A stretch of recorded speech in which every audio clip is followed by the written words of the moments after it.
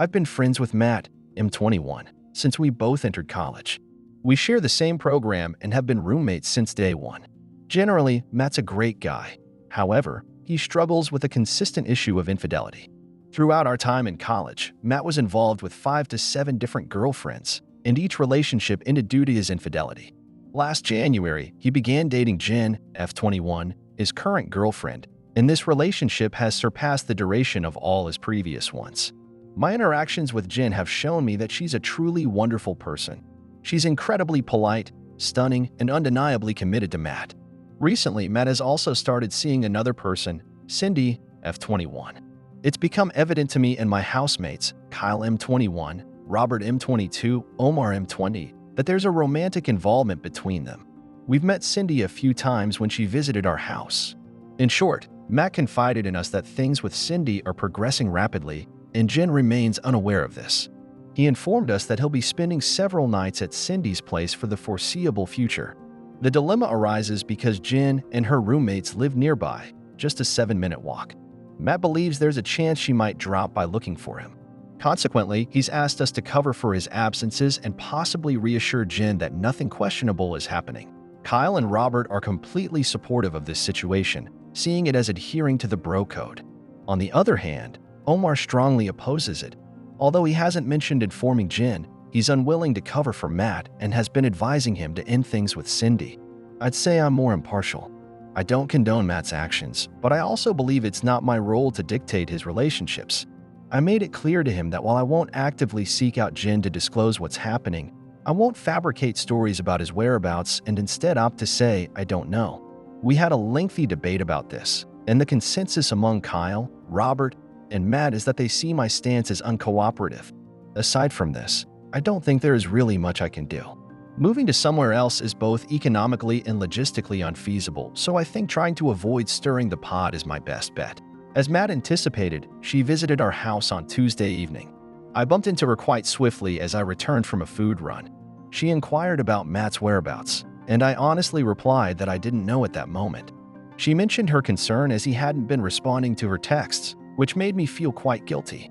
Kyle, who was inside, joined us and mentioned that Matt was in his anatomy lab. He assured her that Matt would get in touch once he was done. Despite Kyle's explanation, she didn't seem entirely convinced but thanked us before leaving.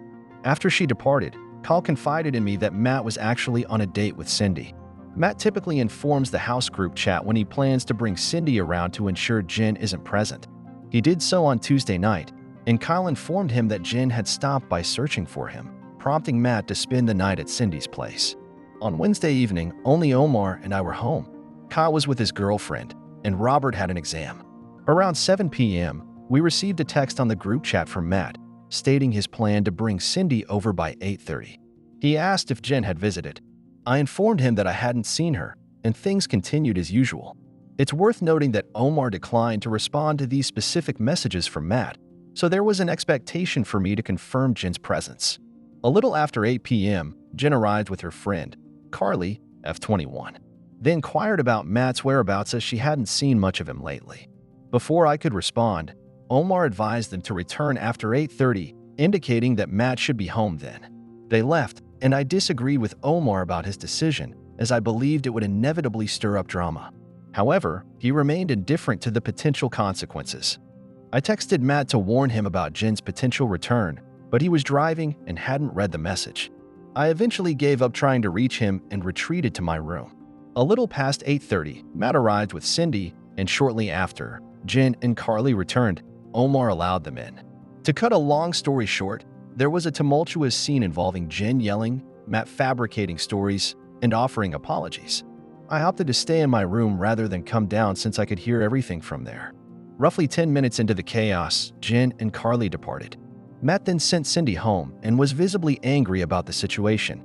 I reminded him about the text messages, which he had now seen, but Omar pretended ignorance, claiming he hadn't noticed Matt's message about Jen and instead informed her to return after her initial visit because he didn't think Matt would be foolish enough to go out with Cindy on consecutive nights.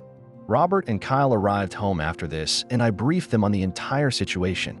The atmosphere in the house this morning was quite tense. Matt believes that Omar could have prevented this situation if he had been more cooperative. He also partly blames Cindy for her frequent visits. Surprisingly, Matt doesn't seem overly concerned about Jin finding out and ending things with him. He mentioned attempting one last apology, as he prefers Jin over Cindy, and if she doesn't accept it, he's ready to leave things as they are. Regarding Cindy, Matt disclosed this morning to Kyle, Robert, and me that he intends to end things with her after the December exams. He aims to be single again by New Year's for a fresh start. Kyle and Robert find this quite amusing considering the trouble he went through for her. Fortunately, things have concluded more smoothly than I expected, but I've made it very clear to Matt that I don't want to be involved in his relationship problems. I also checked in with Carly this morning about Jin's well-being since we share a class. As anticipated, Jin was deeply upset about the entire ordeal, and she and her friends view everyone in our house, except Omar, as complicit and unpleasant. I've been receiving a lot of DMs from people wondering how things turned out after the big reveal, so here's a quick recap. 1. Jin did not accept Matt's apology. She has indicated that she, in fact, never wants to see him again. 2. Matt is still with Cindy, and he still plans on breaking up with her after exam season. According to him, Cindy is starting to feel pretty secure now that Matt is no longer with Jin and has expressed her desire to form a serious relationship with him. While he does feel a bit guilty, he thinks it's best for both of them that he ends things with her before New Year's. 3. Despite feeling guilty, Matt has attempted to reactivate his Tinder account, but Kyle made him take it down. Kyle thinks it's too soon for Matt to do this since someone we know is bound to see him there. And according to Kyle, Matt needs to play up the angle that he's heartbroken about falling out with Jin.